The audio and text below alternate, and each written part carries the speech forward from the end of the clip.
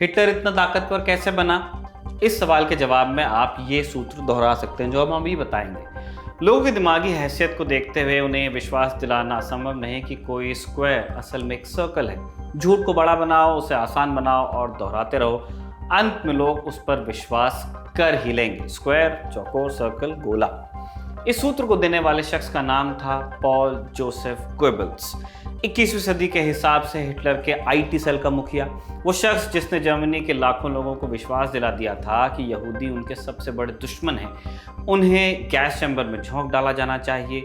लोग उसकी बात सुनकर अपने विकलांग और बीमार रिश्तेदारों को जर्मन पुलिस के हाथों मरवाने को तैयार हो जाते थे। लेकिन खुद एक पैर से लंगड़ा के चलने वाला गोएबल्स ये सब करता कैसे था?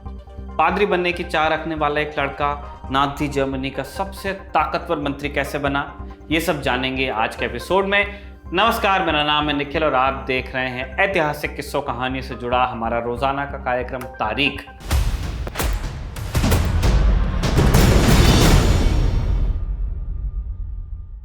द्वितीय विश्व युद्ध के पहले का जर्मनी देखें तो एक सवाल मन में उठ सकता है आपके कि हिटलर जैसे क्रूर तानाशाह का समर्थन भला कोई कैसे कर सकता है? इस सवाल का जवाब सिर्फ एक शख्स के पास था, जोसेफ गोएबल्स। क्या करता था गोएबल्स? एक बानगी आप देखिए। 9 नवंबर 1938 नाज़ी जर्मनी के इतिहास में तारीख एक खास नाम से जानी जाती है, the night of broken glass. वो रात जब जर्मनी की सड़कें कांच के टुकड़ों से फट गई थी। इस तारीख से पहले यहूदियों का आर्थिक और सामाजिक बहिष्कार होता था, लेकिन उस रोज सारी हदें पार कर दी गईं। यहूदियों को घरों से निकालकर सड़कों पर घसीटा गया, दुकानें तोड़ दी गईं, यहूदी पूजा घरों को आग लगा दी गई, हजारों लोग मारे गए। पागल भीड़ से जो बचे वो कॉन्सेंट्रेशन कैंप्स में डाल दिए गए। रातों रात जर्मनी के लिए यहूदी उनके सबसे बड़े दुश्मन बन गए। लोगों को ये विश्वास दिलाया गोएबल्स ने। कैसे? दरअसल इस घटना से कुछ रोज पहले पेरिस में एक नाज़ी अधिकारी की हत्या कर दी गई थी। हत्या करने वाला एक 17 साल का यहूदी लड़का बताया गया। गोएबल्स ने इस खबर को प्रोपेगेंडा बनाकर पूरे जर्मनी में फैलाया। आम जर्मन लोगों से कहा गया कि ये देखो ऐसे होते हैं यहूदी, ये हमें मार डालना चाहते हैं। जब पेरिस में उसको मार दिया, बस फिर क्या था, जर्मनी में यहूदियों का नरसंहार शुरू हुआ। गोएबल्स यहूदियों से नफरत करता था, लेकिन यहूदियों के माध्यम से वो एक और गोटी फिट करना चाहता था। उन दिनों हिटलर गोएबल्स से नाराज चल रहा था और गोएबल्स की कोशिश थी कि किसी भी तरह दोबारा हिटलर की गुड बुक्स में वो आ जाए। हिटलर गोएबल्स से नाराज क्यों था, ये जानने से पहले जानते हैं कि वो हिटलर के संपर्क में आया कैसे।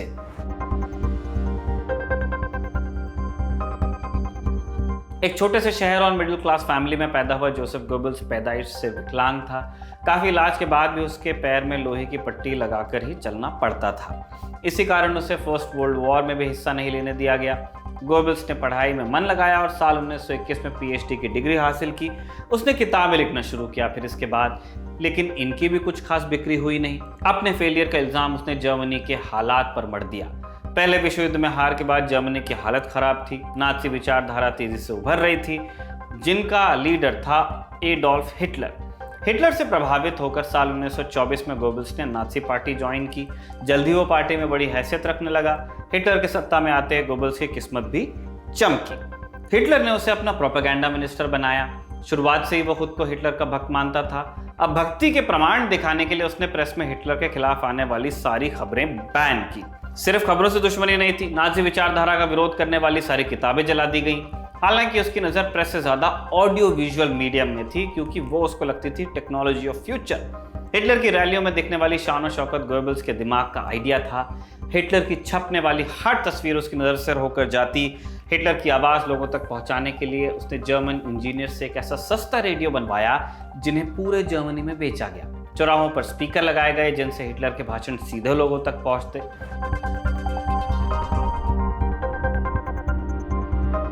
गोएबल्स की अगली नजर पड़ी सिनेमा पर। उसने अमेरिकी सिनेमा पर बैन लगाया और जर्मन फिल्म इंडस्ट्री को अपने कब्जे में लिया और प्रोपेगेंडा फिल्म्स बनवाना शुरू की। इन फिल्मों के जरिए नाज़ी प्रोपेगेंडा और फेक न्यूज़ फैलाए जाते थे।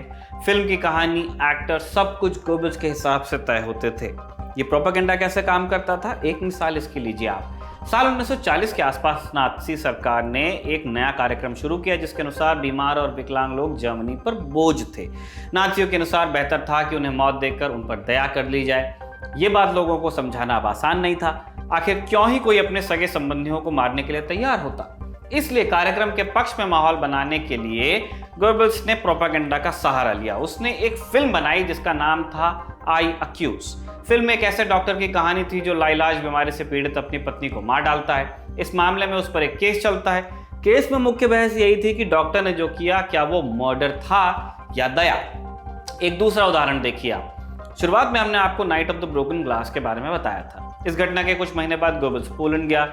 उसके साथ एक फिल्म क्रू था। यहाँ गोबल्स ने यहूदियों के ऊपर एक डॉक्यूमेंट्री बनवाई जिनमें जर्जर हालात और गंदगी में रह रहे यहूदियों को दिखाया गया। यहूदी मजबूर थे, लेकिन डॉक्यूमेंट्री में उन्हें ऐसे दिखाया गया मानो वो जानबूझकर गंदगी में रहते हों। इस डॉक्यूमेंट्री को नाम दिया गया था द इंटरनल ज्यू, यानी एक यहूदी हमेशा ऐसा ही रहेगा, गोबल्स के अनुसार जानवरों जैसा रहेगा। हिटलर और गोबल्स की दोस्ती की वजह थी यहूदियों के प्रति उनकी साझा नफरत, लेकिन फिर एक बार ऐसा हुआ कि नफरत से पनपी ये दोस्ती प्यार के चक्कर में लगभग दुश्मनी में बदलने वाली थी।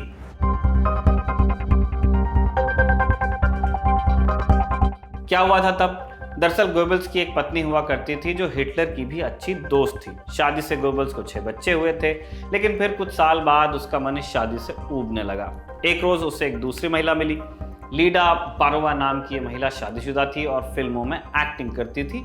उससे खुद गोबल्स में ज़्यादा दिलचस्पी नहीं थी, लेकिन साथ ही ये भी पता था कि अगर वो गोबल्स को इनकार करेगी तो करियर बर्बाद हो जाएगा, क्योंकि फिल्म इंडस्ट्री उसके कब्जे में है। उसने गोबल्स का प्रपोजल स्वीकार किया। गोबल्स उससे शादी करने के लिए अपनी पत्नी को तलाक देने को तैयार था, लेकिन इस काम में एक अड़चन थी। नाज़ी जर्मनी में परिवार एक पवित्र संस्था थी। ऐसे में गोबल्स के तलाक की खबर हंगामा मचा सकती थी। तलाक के लिए हिटलर की मंजूरी चाहिए थी। गोबल्स हिटलर से मिला, उसने तलाक की परमिशन मांगी। लीडा बारोवा के प्यार में वो इस कदर डूबा हुआ था कि अपना पद छोड़ने को भी तैयार था, प्रोपेगेंडा मिनिस्टर का। उसने हिटलर से कहा कि वो जापान जाकर बस जाएगा, लेकिन हिटलर अपने सबसे ताकतवर हथियार को जाने देने के मूड में नहीं था। उसने लीडा बारोवा को जर्मनी से बाहर भेज दिया और गोबल्स से अपना रिश्ता निभाने को कहा। कौन सा? शादी वाला, जिससे 6 बच्चे थे। इस वाकये से हिटलर और गोबल्स के रिश्तों में तनाव आ गया। गोबल्स को अब न हिटलर के घर आने का न्योता मिलता, न ही दोनों में कोई बात ही होती। सरकार में गोबल्स की हैसियत भी कम होने लगी, जिसका फायदा उठाकर उसके विरोधी हिटलर के करीबी बनने लगे। ऐसे में जल्द ही गोबल्स को एहसास हुआ कि दोबारा हिटलर की कृपा पाने के लिए उसे कुछ बड़ा करना होगा। यहाँ से हमें गोबल्स का सबसे क्रूर चेहरा नजर आना शुरू होता है। साल 1938 में night of the broken glass के दौरान उसने खुद भीड़ को लीड किया, यहूदियों के खिलाफ जमकर भाषण दिए और एक के बाद एक कई प्रोपेगेंडा फिल्में बनाई। इनमें से एक फिल्म ऐसी भी थी जिसमें दिखाया गया कि यहूदियों के साथ बहुत अच्छा बर्ताव हो रहा है। हालांकि फिल्म में दिखाए गए यहूदियों को गैस चेंबर भेज दिया गया था। 1941 आते आते गोबल्स इतना ताकतवर हो चुका था कि उसकी बात हिटलर की बात समझे जाने लगी थी। वो जो भी बोलता वो आखिरी बयान होता। यहाँ तक कि 1941 में सोवियत संघ के खिलाफ युद्ध की घोषणा भी उसने की।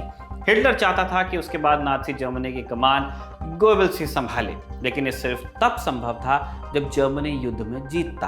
अमेरिका के युद्ध में उतरने के बाद जर्मनी की हालत लगातार कमजोरी होती गई। वो हार के मुहाने पर आकर खड़ा हो गया। गोबल्स इसके बाद में मुगालते में था। उसने बच्चों और बूढ़ों से हथियार उठाने की अपील की। उसकी हिटलर में इतनी आस्था थी कि अंत आते आते वो अपने ही झूठों पर भरोसा करने लगा। एक किस्सा यूं है कि एक बार गोबल्स के घर पर बम से हमला हुआ। उस वक्त वो मीटिंग कर रहा था। जैसे ही हमला हुआ उसके साथी जान बचाने के लिए झुके, लेकिन गोबल्स यूं ही बैठा रहा। उसने अपनी मेज पर फैले कांच के टुकड़े हटाए और अपने काम में लग गया, जैसे कुछ हुआ ही न हो, जबकि बम ब्लास्ट हुआ था। गोबल्स का ये फितूर हालांकि सिर्फ तब तक बरकरार रहा जब तक हिटलर जिंदा था। 30 अप्रैल 1945 के रोज हिटलर की मौत हुई। इसके अगले ही रोज गोबल्स ने अपने बच्चों और पत्नी को जहर देकर खुद भी आत्महत्या कर ली। उसने आदेश दिया कि मौत के बाद उसकी लाश को जला दिया जाए, लेकिन पेट्रोल की कमी के चलते ये हो नहीं पाया। सोवियत सैनिकों को जब उसकी लाश मिली वो आधी जली हुई थी। गोबल्स मारा गया, लेकिन उसकी ईजाद की हुई झूठ की फैक्ट्री जिंदा रही। प्रोपेगेंडा गोबल्स से पहले नेगेटिव नहीं समझा जाता था। इसका मतलब महज राजनीतिक प्रचार से था, लेकिन गोबल्स के बाद इस शब्द का मतलब झूठा प्रचार हो गया। 21वीं सदी में आईटी, फेक न्यूज़ जैसी चीज़ों को हम गोबल्स का ही अवतार मान सकते हैं। बहरहाल आज का एपिसोड यहीं पर समाप्त करते विदा लेते हैं। शुक्रिया। तारीख का एपिसोड लिखा था हमारे साथी कमल ने और कैमरे पे से रिकॉर्ड किया था जतिन ने।